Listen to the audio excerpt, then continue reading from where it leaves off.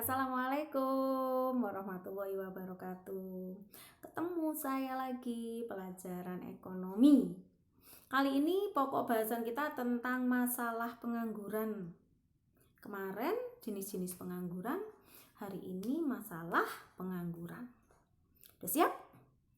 Oke, kita lanjutkan. Oke, masalah ketenagakerjaan di Indonesia. Indonesia itu selalu mempunyai masalah ketenagakerjaan 4. Selalu dari tahun ke tahun. Yang pertama, jumlah angkatan kerjanya tidak sebanding dengan kecepatan kerja. Maksudnya, pencari kerjanya banyak, yang mau kerja banyak, lowongannya sedikit. Otomatis kan nggak imbang. Akhirnya masih banyak penganggurannya. Oke, paham ya di sini? Yang nomor 2, mutu atau kualitas tenaga kerjanya rendah. Jadi yang sekolah lulusan SD pingin nih jadi admin suatu kantor, padahal persyaratannya minimal harus sarjana. Otomatis mereka yang lulusannya hanya SD dan SMP saja tidak bisa melamar pekerjaan. Mereka masih nganggur akhirnya gitu. Oke, paham? Saya lanjutkan. Yang ketiga, pemutusan hubungan kerja atau bahasa kerennya PHK. Banyak nih PHK sekarang nih. Apalagi sekarang banyak orang-orang yang bekerjanya itu perusahaannya itu gulung tikar. Maksudnya gulung tikar itu pilot. Pilot itu maksudnya perusahaan itu sudah produksi nih, barangnya sudah diproduksi, ternyata penjualannya nggak lancar. Otomatis kalau nggak lancar kan nggak balik modalnya, modal nggak balik, nggak bisa produksi lagi, berarti mereka harus mengurangi karyawannya. Nah, karyawan-karyawan yang dikurangi ini melalui PHK. Akhirnya banyak yang nganggur karena di PHK. Oke, paham? Lanjut, yang keempat, tingkat upahnya rendah. Maksudnya gini, suatu daerah itu kan berbeda-beda tingkat upahnya. Jakarta, Surabaya, Pasuruan, Malang itu beda-beda. Nah, mereka yang bekerja di suatu daerah dengan jam kerja yang sama, kadangkala daerahnya memberi upah sangat rendah, nggak banding dengan pekerjaannya. Akhirnya banyak sekali demo protes kenaikan upah seperti itu. Nah, itu merupakan masalah tenaga kerja yang ada di Indonesia. Saya lanjutkan kembali.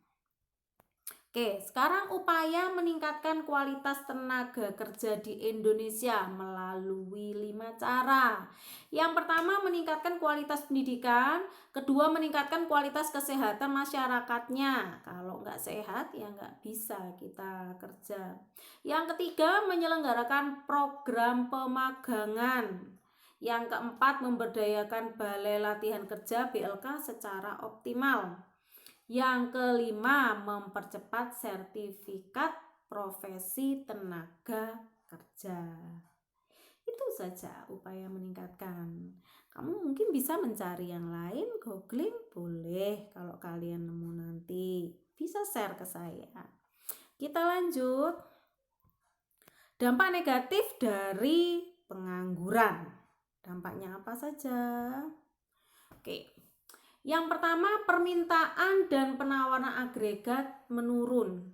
Maksudnya ini, kalau banyak yang nganggur, orang nggak akan belanja. Belanja dari mana? Orang pendapatannya nggak ada. Nah, itu disebut permintaan dan penawaran agregat menurun. Yang kedua, penerimaan negara menurun. Jelas kalau banyak pengangguran, orang-orang tidak ada yang bekerja atau sedikit yang bekerja. Padahal penerimaan negara yang paling besar di sektor pajak. Gimana mau bayar pajak? Orang untuk makan saja susah. Itu ya. Yang ketiga, tingkat kesejahteraan menurun. Ya jelas, nggak kerja, ya kan? Nggak bisa makan, nggak bisa sekolah, bayar sekolah. Itu termasuk kesejahteraannya menurun. Kemudian yang keempat, angka kemiskinan meningkat. Pasti orang banyak yang nganggur, nggak bisa makan, nggak bisa kerja, nggak bisa sekolah, apapun itu nggak bisa lagi, sudah otomatis angka kemiskinannya naik.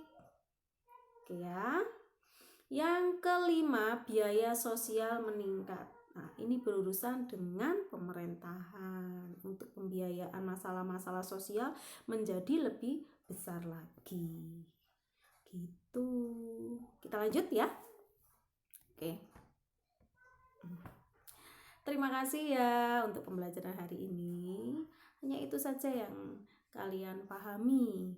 Gampang, mudah, sedikit sekali. Pasti kalian paham. Saya akhiri pembelajaran hari ini. Assalamualaikum warahmatullahi wabarakatuh.